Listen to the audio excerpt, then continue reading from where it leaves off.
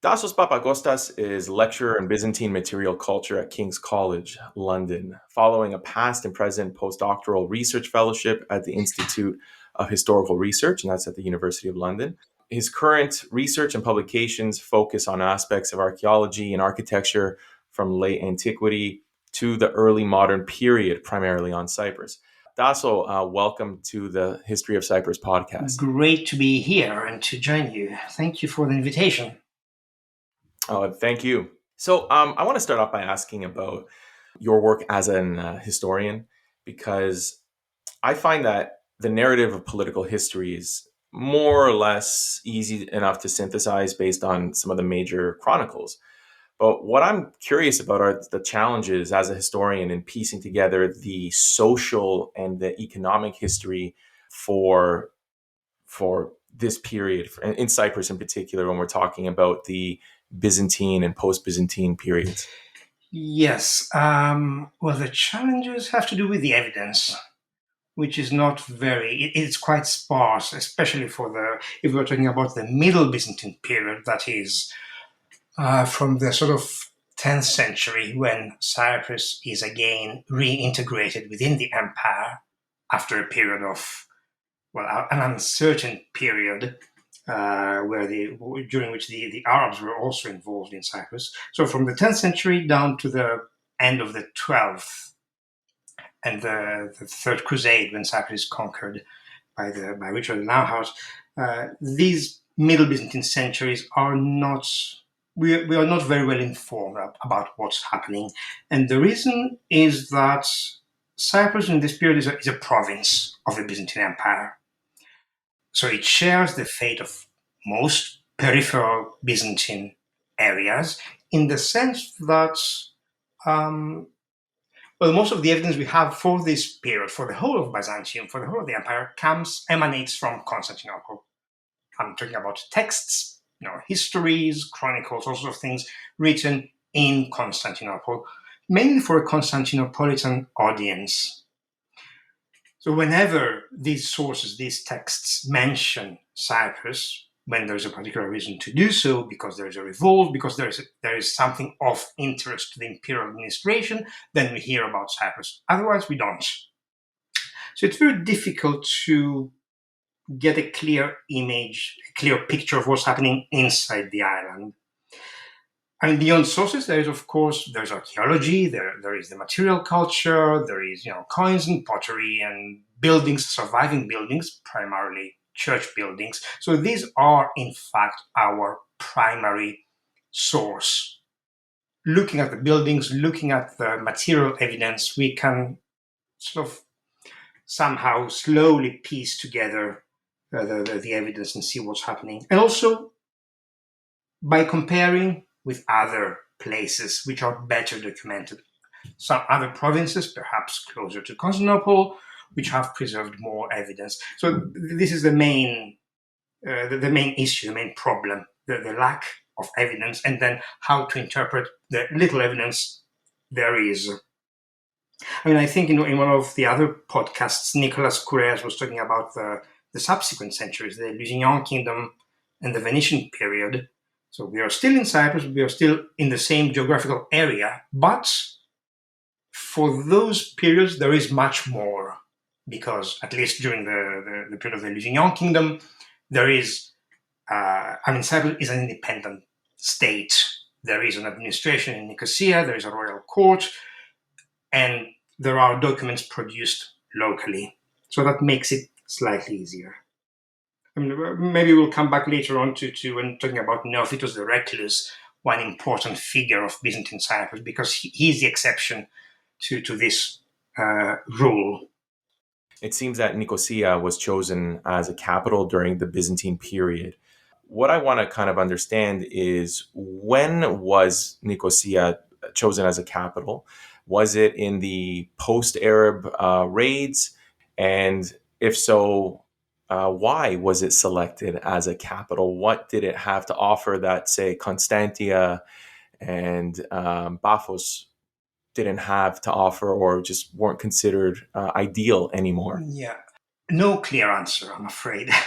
In the sense that we don't know when exactly this happened. What we know is that by the 11th century, the Byzantine administration was established in Nicosia.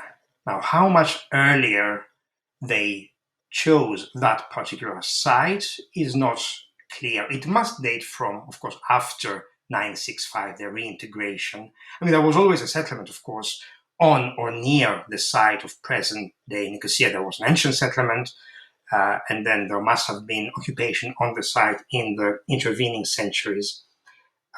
What I think the clue to understanding why this happened, and therefore how and when, is to look at the location, at the topography, at the geography, at the position of Nicosia within the local Cypriot context.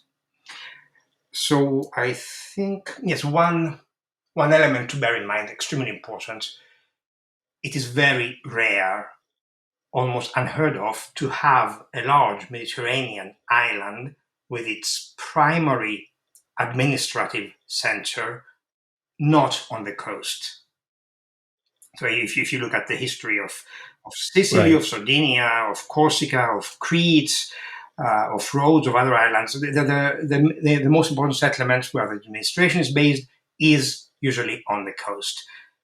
Here in Cyprus, in the Middle Byzantine period, for the first time in the history of the island, because as you mentioned earlier on, the capitals were at Paphos on the southwest coast, or Constantia, Salamis on the east coast, and all of a sudden we go inland.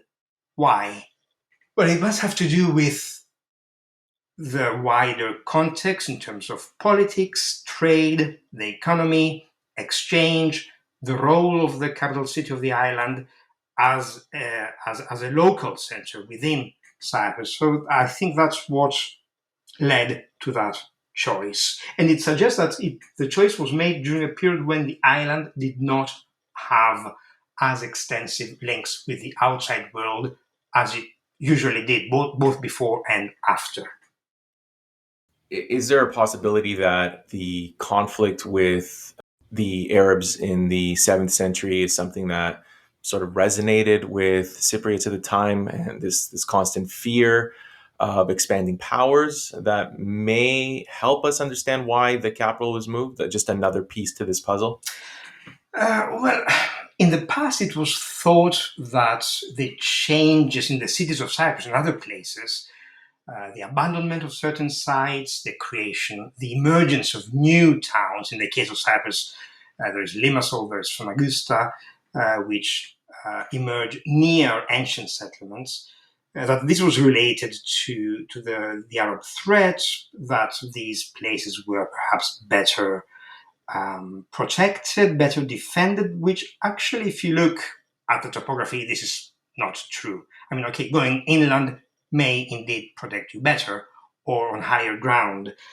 Um, but I think Nicosia, being where it is, in the center of the island, in the lowlands, the central plain of Cyprus, a very agriculturally productive area, especially in terms of cereals, so a sort of breadbasket for the whole island. I think this must also relate to the choice of that particular site. I mean, if you thinking, what would you expect the Byzantines to do when they reestablished firm control in the 10th century? Well, I think I would expect them to actually select Kyrenia, the north coast, that had a decent anchorage. It was near Byzantine-held territories in Asia Minor, easier to sail perhaps westwards along the southern coast of Anatolia towards the Aegean, but they don't do that. They don't choose Kyrenia. Kyrenia is indeed fortified, is important, but they don't establish administration there. Perhaps partly because Kyrenia is cut off from the rest of the island by the Kyrenia Mountains that run along the northern coast. So there are all these different parameters, all these different considerations to take into account when trying to figure out why, what, and when happened. All these things happened. So with some of these changes, we know later on with the arrival of the Lusinians that we have the introduction of feudalism. We have a change in the landowning classes, and obviously with feudalism, a change to the economic framework that existed in Byzantium. What existed prior to their arrival? For example, the landowning classes, were they all Constantinopolitan? Again, what economic framework existed before feudalism? And we did mention Neophytos the Recluse at the start of this episode, and he talks about depopulation of the island, and there has to be a certain group of people that he's referring to. Is there any? Can you shed any light into these questions? Yes. So first of all, we should sort of stress the fact that Neophytos is a unique case. It's an extremely important, extremely unusual case in the sense that we have a voice from inside Cyprus. Now, Neophytos lived in the 12th century. He died in the early 13th. He was a monk, and he left his writings in which he comments about current events in Cyprus during his lifetime, in the later 12th century especially. So that's quite rare to have from any Byzantine province, in fact, quite unique.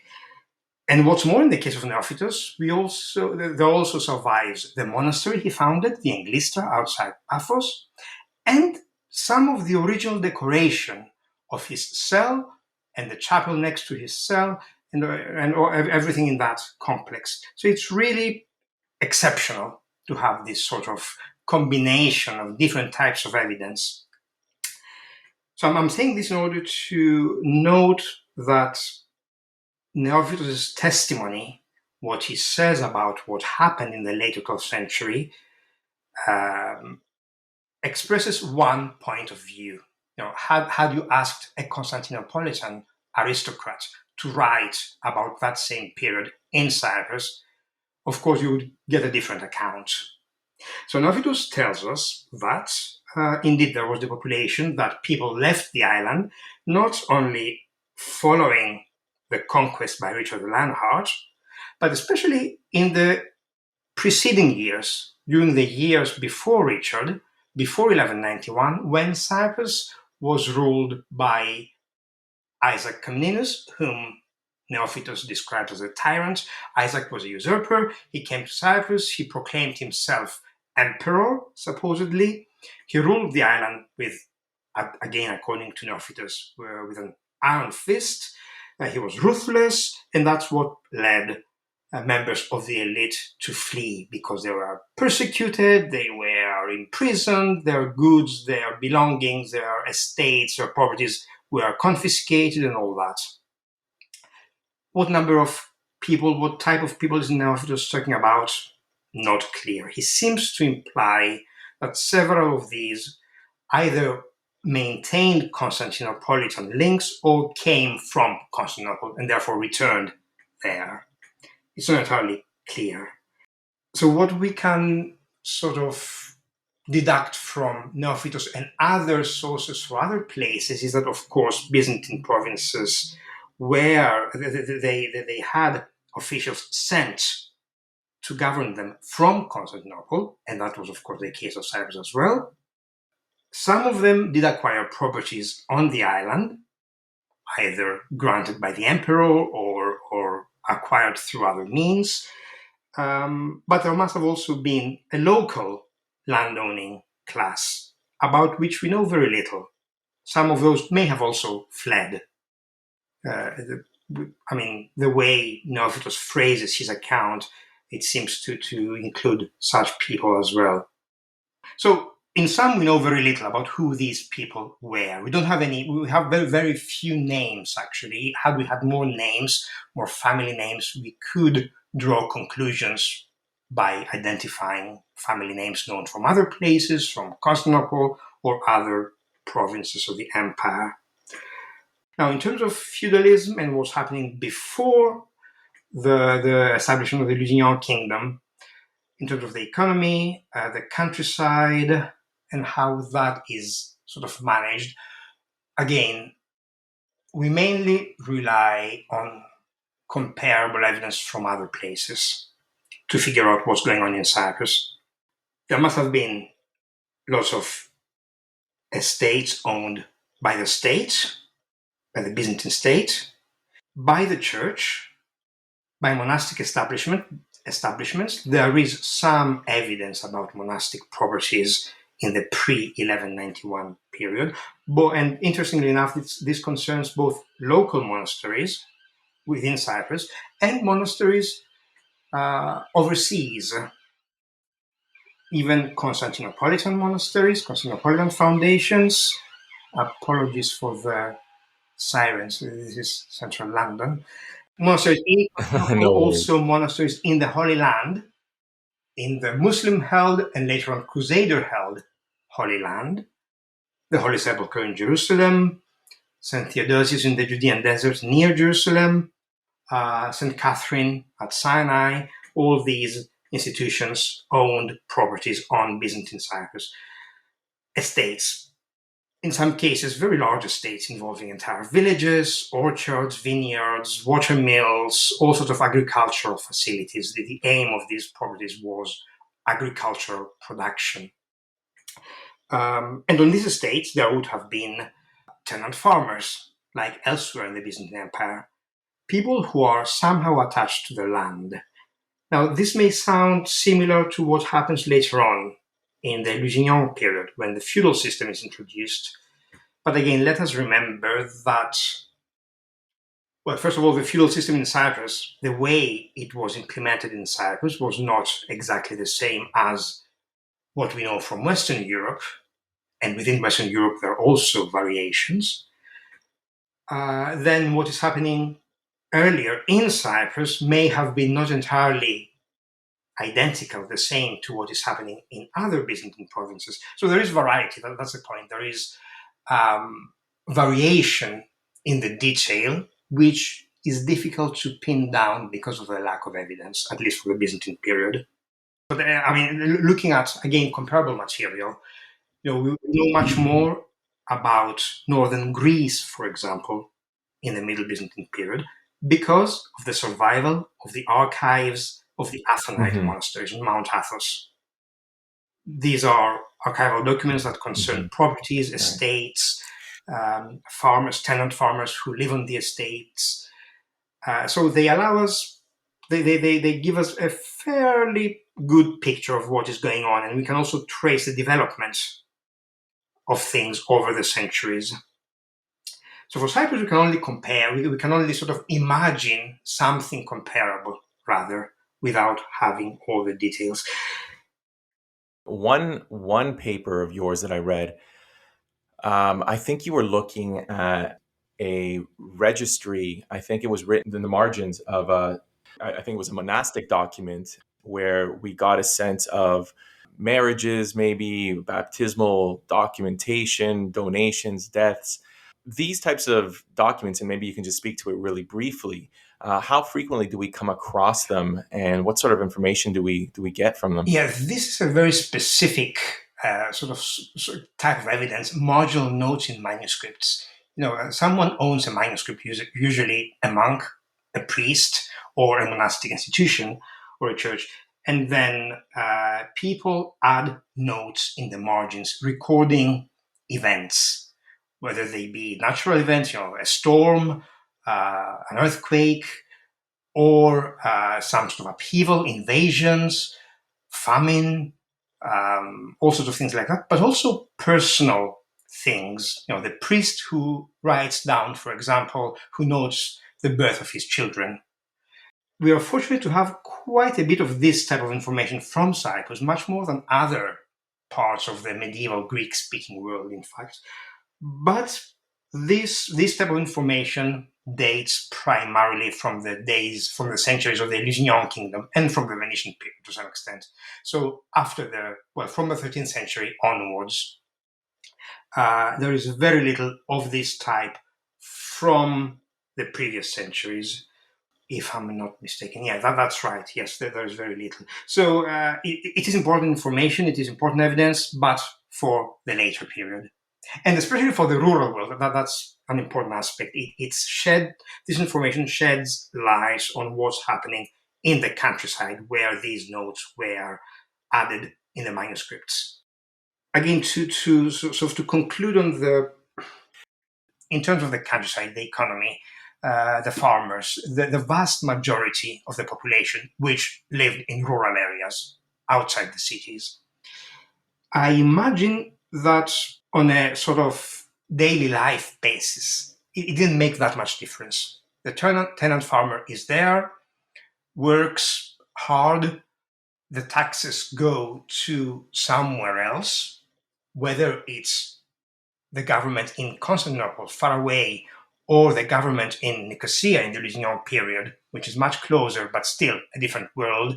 I think to the tenant farmer it doesn't make that much difference. I mean, the language is different. The language of the ruling class is different, of course, in the Byzantine period. So that's a different aspect of the same. But in terms of the money you are paying, the work you're doing, I think it's fairly comparable. All right, so we're going to stay in the Middle and Late Byzantine periods here in Cyprus, and I want to shift gears to talking very briefly about the architecture because we're going to move also from the cities into the rural areas, and specifically we're going to be talking about the Troodos region. I'm going to pull a quote here from one of your publications.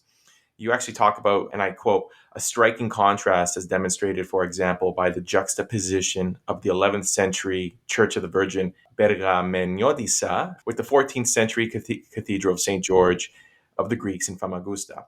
So, and I do encourage listeners to actually have a look, do a quick Google search so you can see these two churches, and they are architecturally quite different. One representing sort of Byzantine architecture, the other one more of a Frankish Western influence. And my question, of course, is what basically punctuates this Byzantine period architecturally? What do we know about churches in the urban areas before we shift into the more rural churches that we see on Rhodos?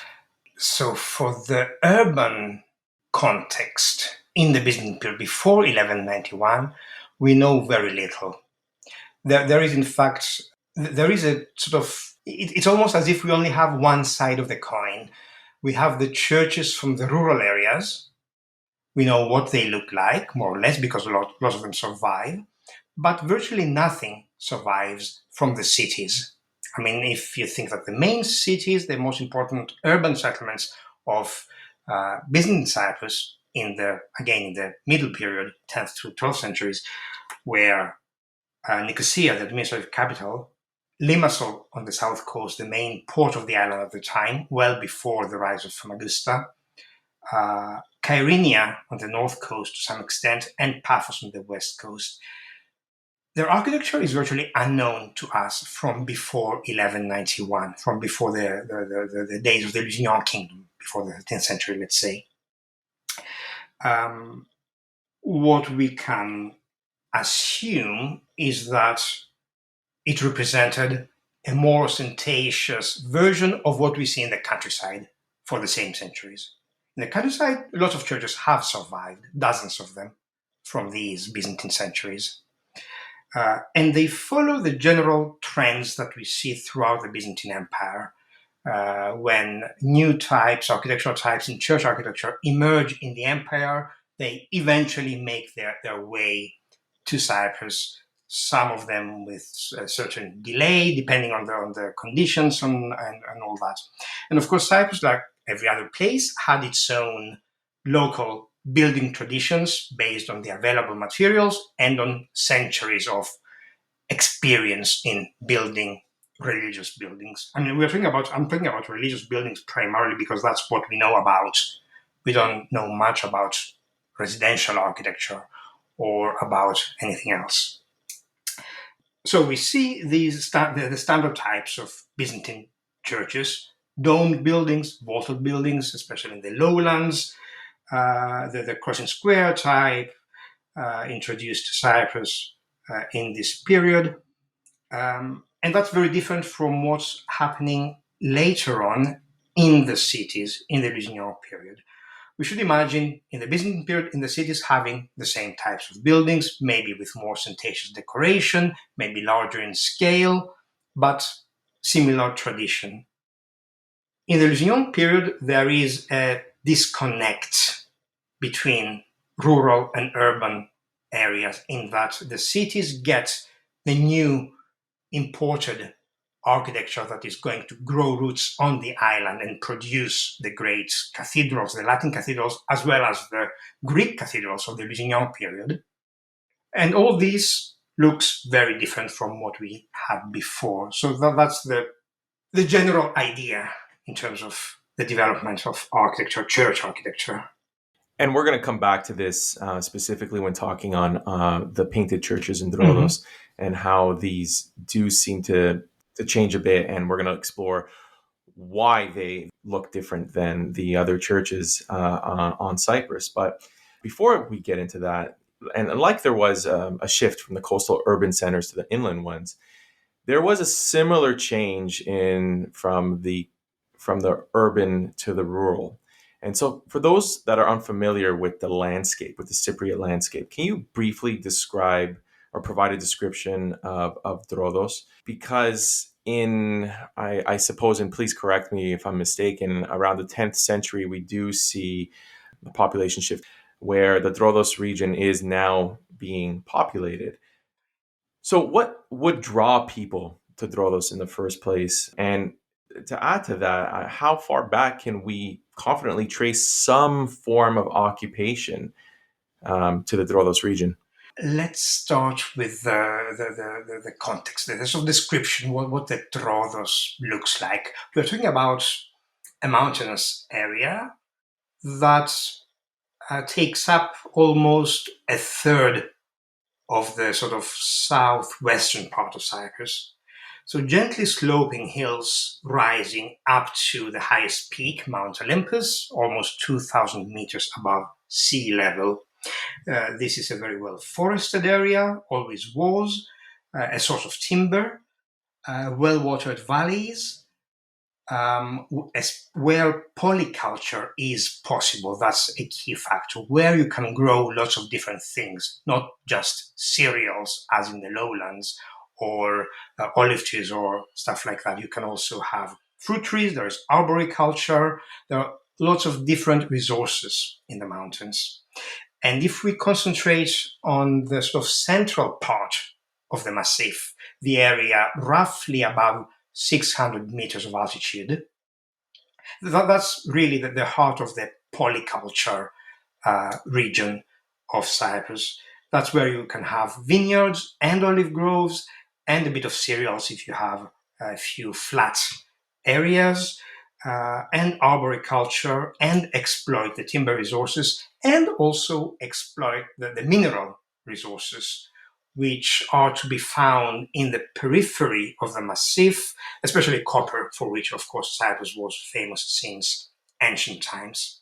So, lots of different options in terms of economic activity. Also, an area, of course, of water resources. Without the Troodos Mountains, Cyprus would be almost a desert. So that's where the water resources are kept, are where nature provides water for Cyprus. Now, what happens in terms of occupation, which is very odd, in fact. If we look at antiquity, in ancient times, there is evidence of burials. Tombs, ancient tombs, have been found in various places on the massif. But that's the only type, or at least the main type of evidence from antiquity. No evidence of settlements, no evidence of cities or villages or anything like that. It is thought that the burials, the tombs, may have to do with mining activity, the exploitation of the mining resources.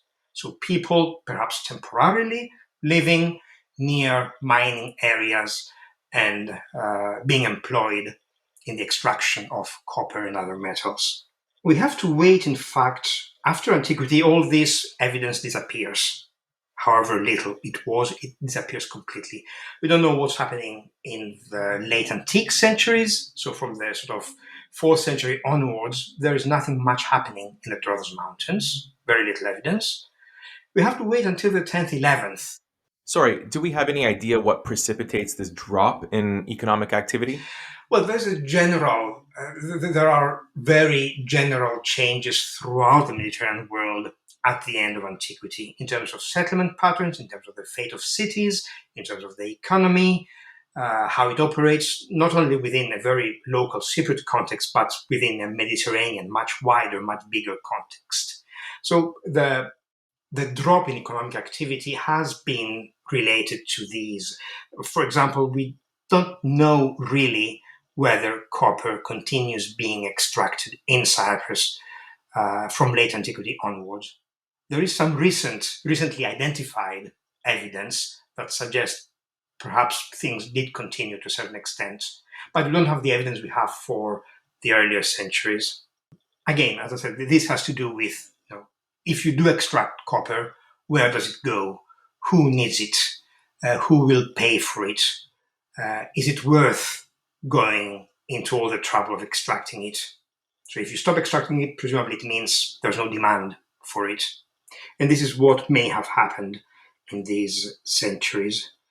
What we see from the 10th century onwards is a different type of evidence. We see churches being built and monasteries being established, which suggests that people were moving into the Massif.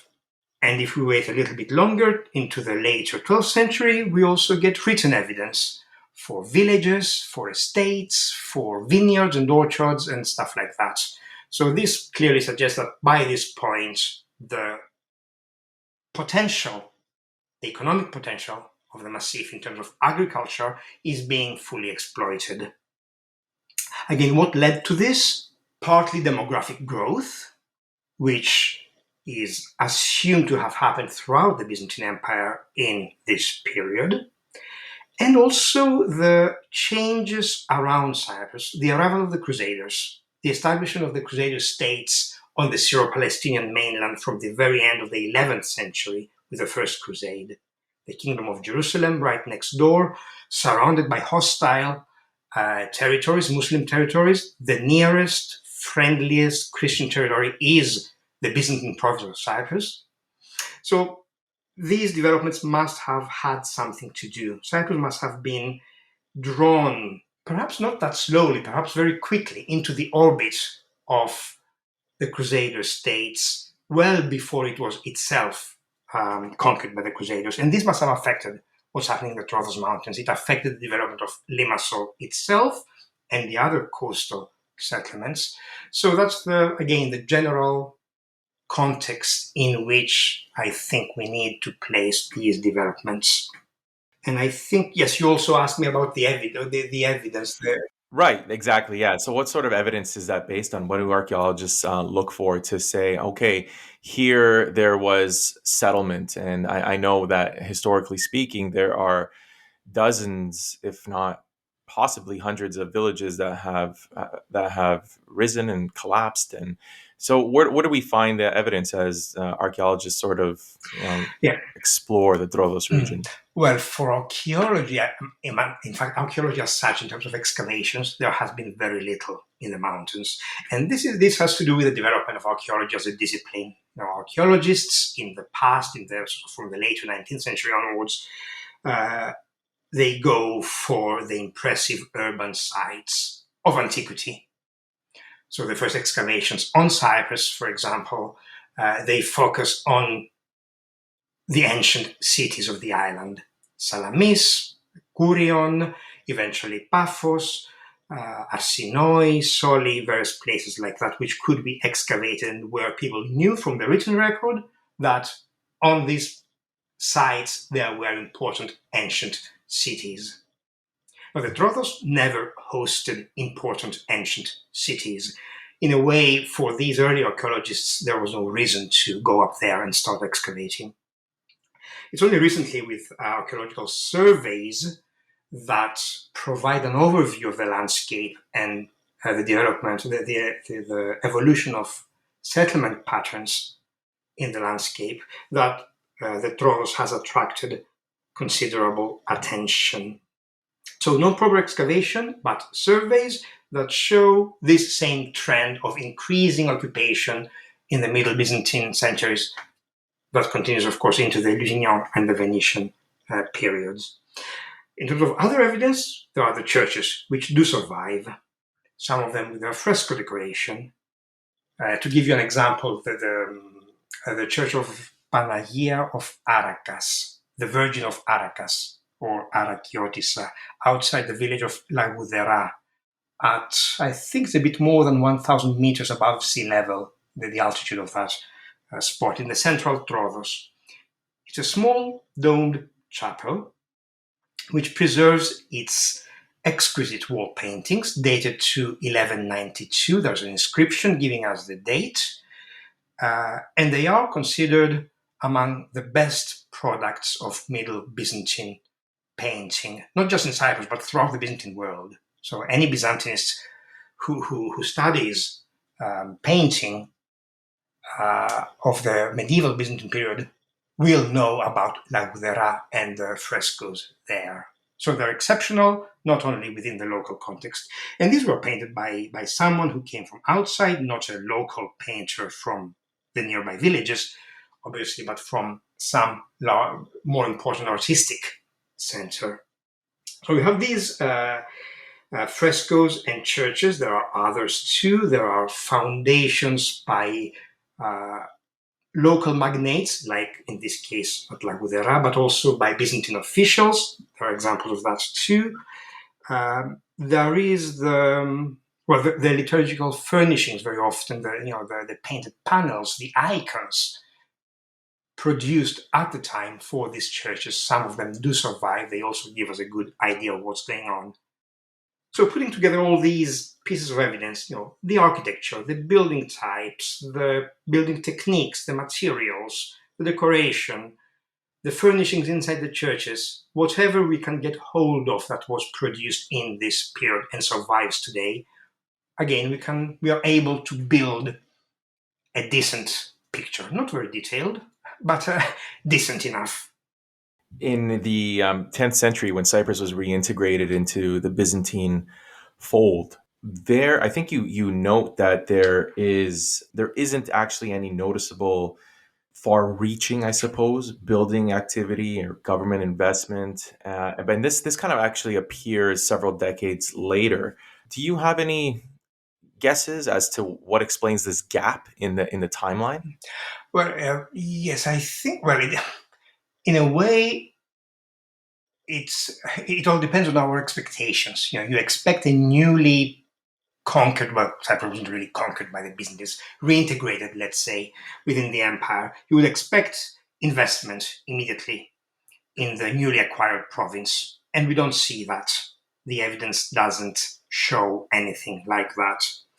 I think the reason is that the Byzantines did not need to do that. Cyprus was, at the same time, when Cyprus was reintegrated in 965 within the empire, the surrounding territories also came under Byzantine control. I'm talking about Asia Minor, northern Syria, places with which Cyprus maintained close links throughout the centuries because of the geographical proximity.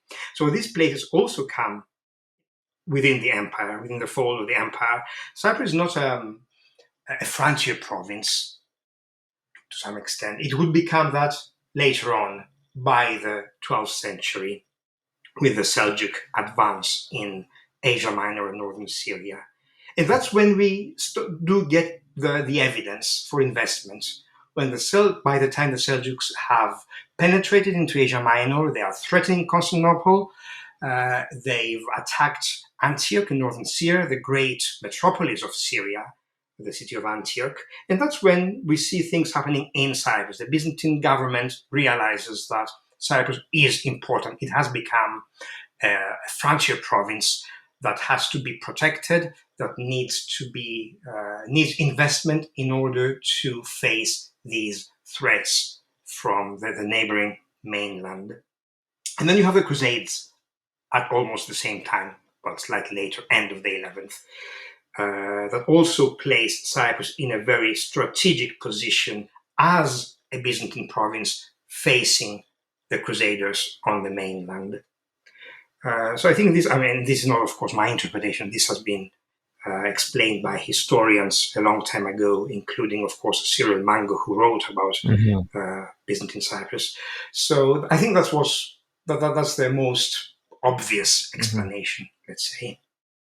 What about the idea, going back to population movement from the urban coastal areas to Troodos? It's been suggested that there was a sort of environmental exhaustion that occurred in other parts of the island that necessitated this population movement to Troodos. Is that something that holds any water now? Well, not anymore. I think this was an older view, which was based on the evidence available at the time. Now we have a clearer idea about the chronology of developments.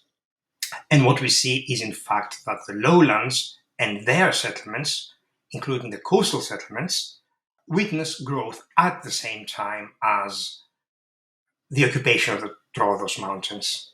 So it's not like there's nothing in the lowlands and instead we get evidence from the mountains. It is contemporaneous. It happens in tandem. And that's pretty unsurprising. It is the economy of the countryside, the products of the countryside that fuel the growth of the cities and help sustain their demographic development, together with the external factors I mentioned, the Crusader states, the fact that Cyprus can now produce, whether it's wine, whether it's dried fruit, whether it's cereals, and not only use them for internal consumption, but also export them to nearby markets in the Crusader states, but also elsewhere, presumably. That's what's happening, I think, in terms of this development in both lowlands and in the mountainous regions. Were people drawn to Troodos because of the economic opportunities? It's a sort of natural development. Think about much more well documented recent times when you think about the asbestos mines in the central Troodos, which were developed. They were known in ancient times. They were reactivated in the late 19th, early 20th century. And because of that, the nearby village of Amiandos, which is the modern Greek word for asbestos, also grows. If you look at the demographic growth of Amiandos, of the village itself, in the course of the 20th century, it follows the development, the growth of mining activity. So it's something similar, I think we should imagine, in medieval times.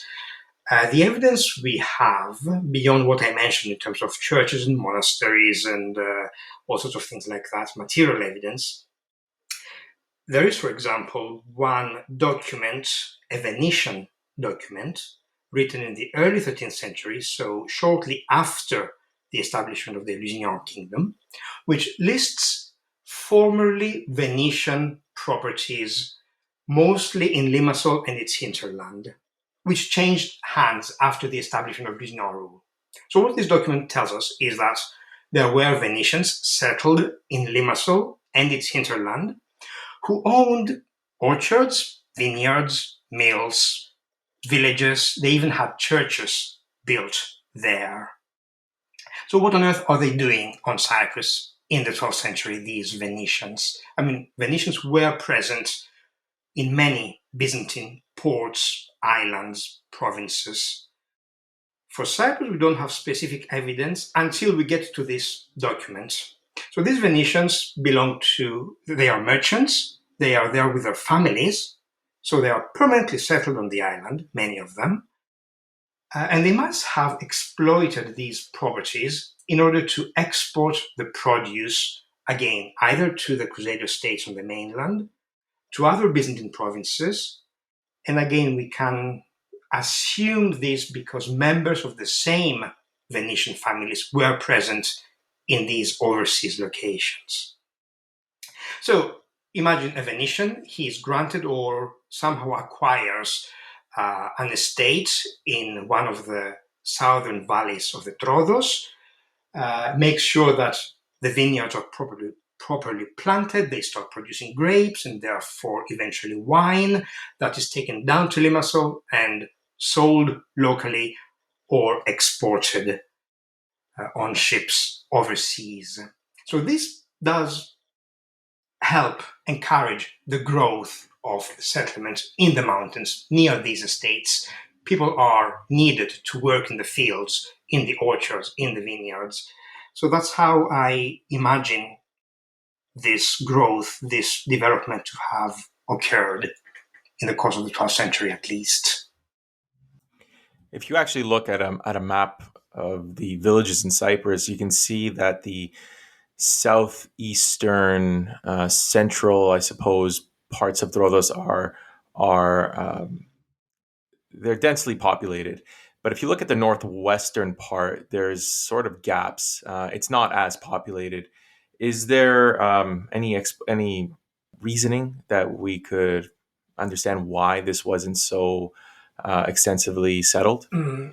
Yes, that's indeed still a densely forested area, the Paphos forest, from the central Troodos running down towards the northwest coast, towards Polis Chrysochous, and the ancient city of Soli on the other side, in fact. I think it may have to do with what's happening along the coast, that northwestern coast, which did not host important cities in antiquity. I mean, there is Soli, but Soli, in a way, survives on the activity of the nearby mines. So it's about mining activity rather than agricultural activity. I'm not sure whether, I mean, I think in terms of geology, there isn't that much difference. So there is no reason why people wouldn't have settled, cleared the land as they did elsewhere in the Troodos, and start investing in terracing and planting orchards and vineyards and all sorts of things like that. I think it may have to do primarily with what's happening along the coast. Yes, the lack of important settlements. I mean, the southern Troodos, facing towards the south coast, south of the watershed, has Limassol as its outlet.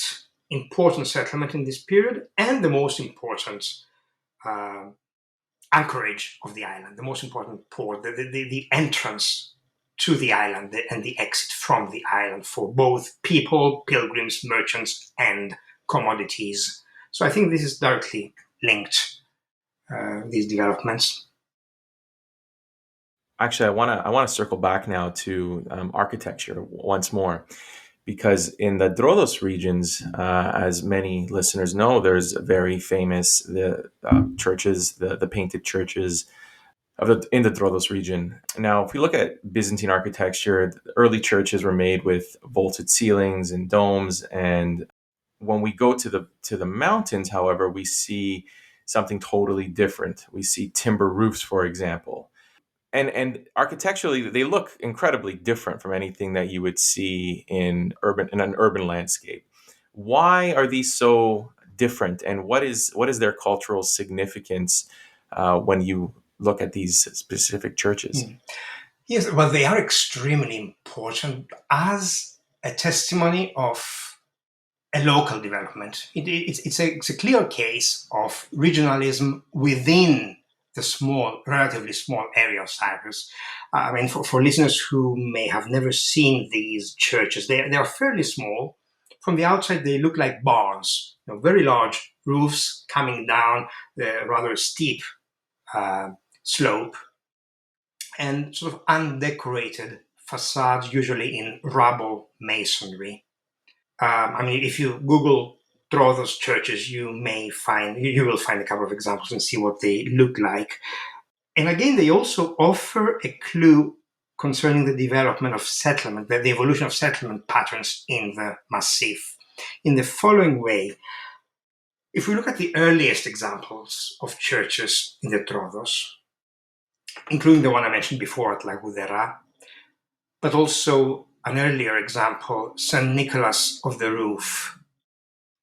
These are domed structures with domes and vaults. From the inside, they don't look that different from churches we would get in the lowlands and in other parts of the Byzantine Empire as well.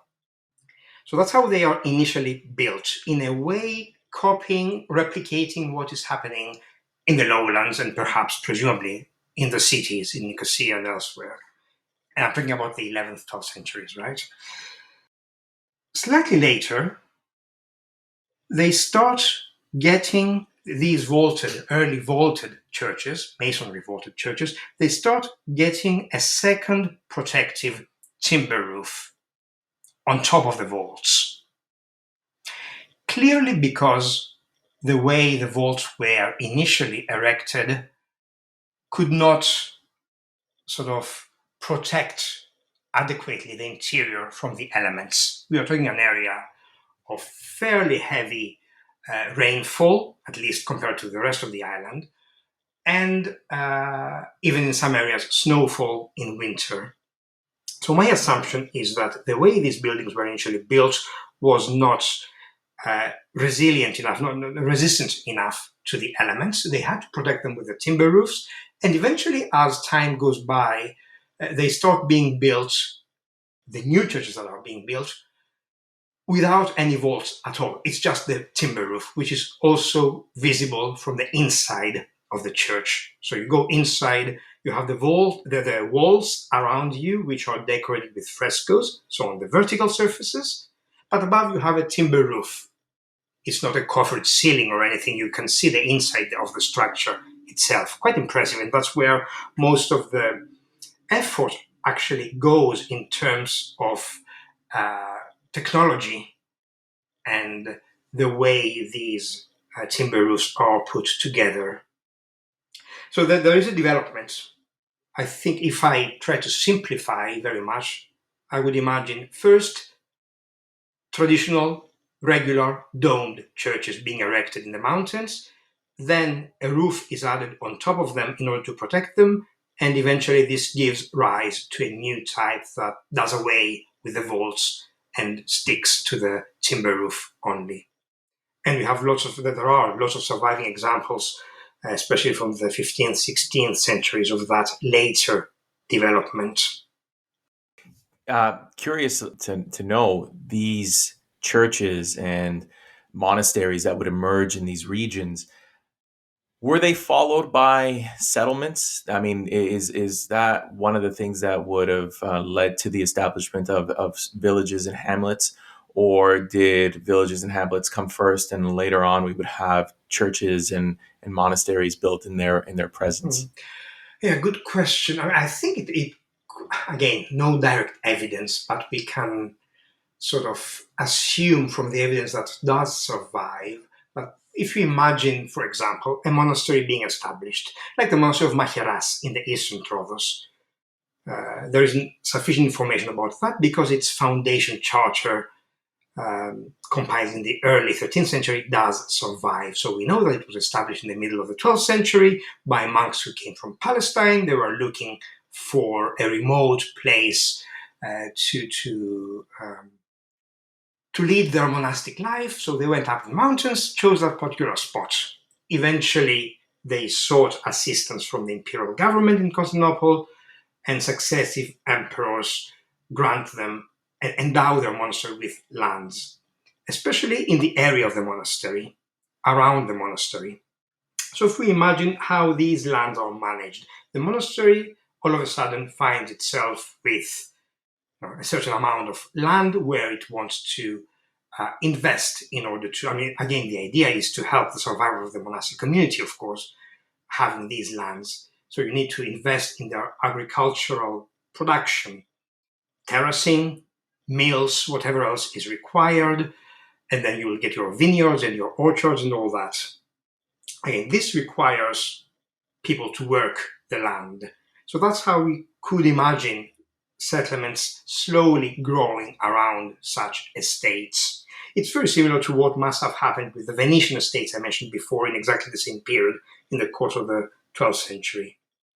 I mean, in other cases, one could imagine, I don't know, a chapel being built on a place where, I don't know, a miracle occurred or where a holy man was buried or something like that. And again, slowly a settlement grows around that. But this is, I guess, far less well documented There are examples from other places, other periods, but not from this period, not from Cyprus, I think. Now, later on, obviously, as I've discussed in other episodes, we do have the arrival of the Franks, and there's clearly an influence on the island. You know, you can look at the Cathedral of St. George of the Greeks in Famagusta, and looking at it would imply an abandonment of Byzantine building practices. But you do note that, and I quote, closer examination of the radical shift just described reveals that it is at least partly misleading, end quote. So my question, I guess, is twofold here. In what way is it misleading? In what way should we be cautious about saying there's an abandonment of traditional Byzantine building practices? And then the other question that I have is how insulated are the villages in the Troodos regions from the influences from the West? Well, because in the cities, especially from Augusta and Nicosia, there are these impressive, imposing monuments, both churches but also other structures from the Lusignan period. We tend to, in a way, I mean, these monuments tend to monopolize our interest, and if we think Lusignan, Cyprus, that's what we think of. The Cathedral of St. Nicholas in Famagusta, the Cathedral of St. Sophia in Nicosia, and other such buildings. But of course, in the countryside, no such structures were ever erected, right? As far as we know. There are a few exceptions, like the monastery of Belapais, which was a royal foundation. But in village churches, monastic churches of the Lusignan centuries would have looked not very different from what was being built in the same regions, in the same areas, rural areas, in earlier times, during Byzantine times. So that's what I mean by that statement. We shouldn't focus only on the cities in the Lusignan period and draw conclusions only from what is happening there, because they are a special world of their own, Right. this urban context. Question, yes, it was about penetration in the countryside of all sorts of things. Well, yes, I mean, we can see it again in the architecture. The traditions continue on the one hand, the Byzantine traditions, so you still get your domed churches in the 14th and the 15th centuries in the lowlands, in the countryside. You don't get large Gothic structures. But you do see elements slowly sort of percolating into the rural world.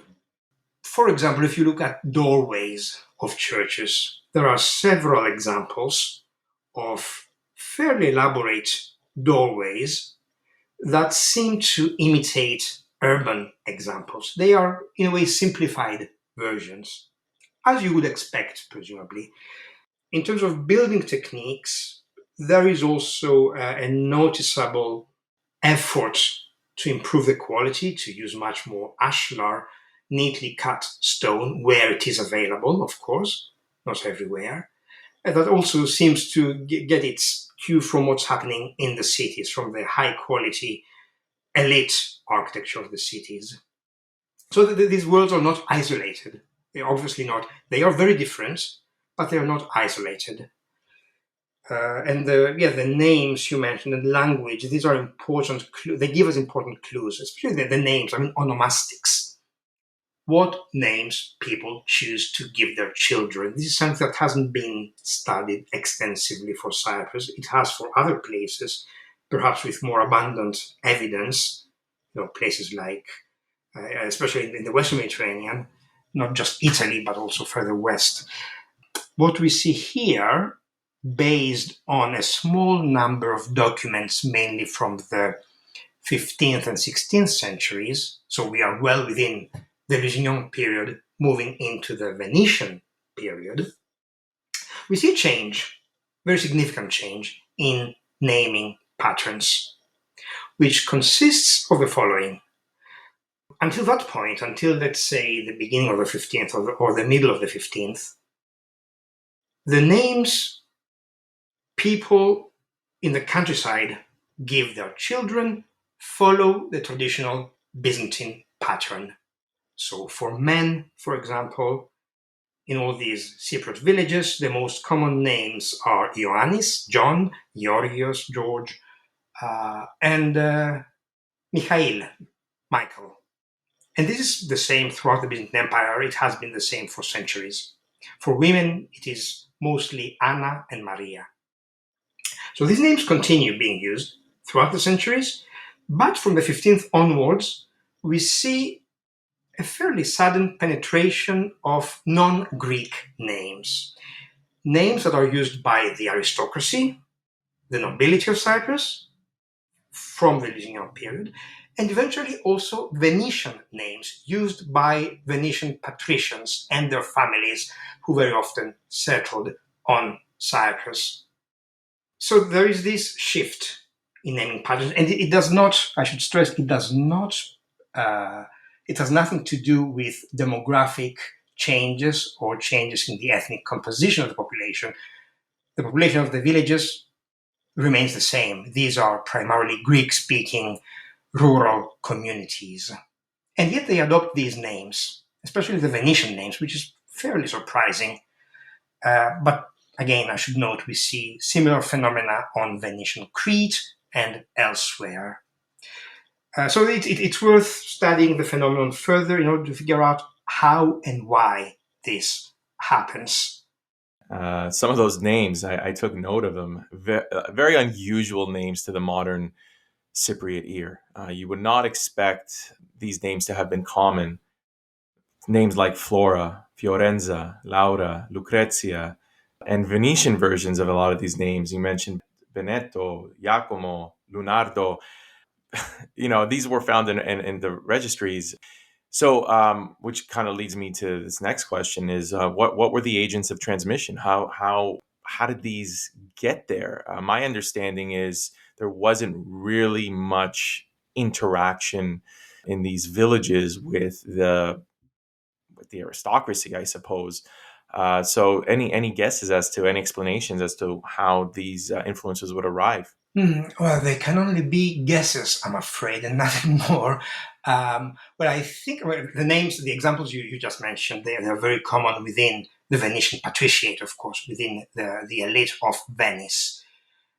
Members of this elite serve on Cyprus in different capacities as governors of places, as they are posted to Cyprus for a couple of years. Very often they bring their families along. Very often some of them do settle permanently on the island. So that's a first step. These names are introduced by Venetians to Cyprus. Then these same Venetians intermarry with the local aristocracy. This is increasingly clear from the sources, especially in the course of the 16th century.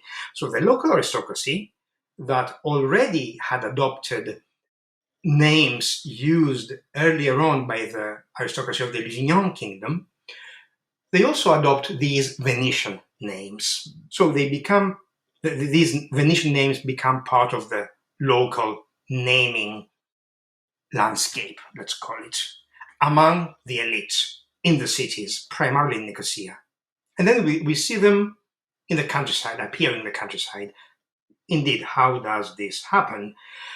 Well, the easy answer would be, okay, it's the tenant farmer on the estate of ex-lord. The lord has just given birth to his son and heir, gave this son and heir a Venetian name, and the tenant farmer whose wife gives birth next year adopts the same name. That's a very simplistic way of putting it, but perhaps that's one way of thinking about it. It's a fashion, it's a trend. I mean, you would expect the rural population to be not particularly fond of their lords, the landowners, working on their estates, on the estates of these lords, and yet they do adopt their names for some reason. That's what I'm not sure about the sort of roots of these movements of names and how it all happened. Mm-hmm. I mean, there were of course some of these tenant farmers would send their children to work in the household of the lord in Nicosia. There was much closer contact, and this young daughter or young son of the villager Right. who moves to Nicosia to work in the mansion of the Lord would become much more familiar with what's happening in these mansions and how people live, how they behave, how they speak, what names they use. So that's a possible channel through which these names percolate into the countryside. Tasso, this was fantastic. I want to thank you for taking the time to share your knowledge with me and for coming on the podcast. This was a great conversation, and I am very thankful for your time. Thanks a lot, Andres. It was a pleasure for me to get the opportunity to talk about these fascinating issues. And I wish you best of luck with this laudable project. Thank you again, and I will be in touch, Okay, Tasso. thanks a lot. Thank you, Andres. Bye.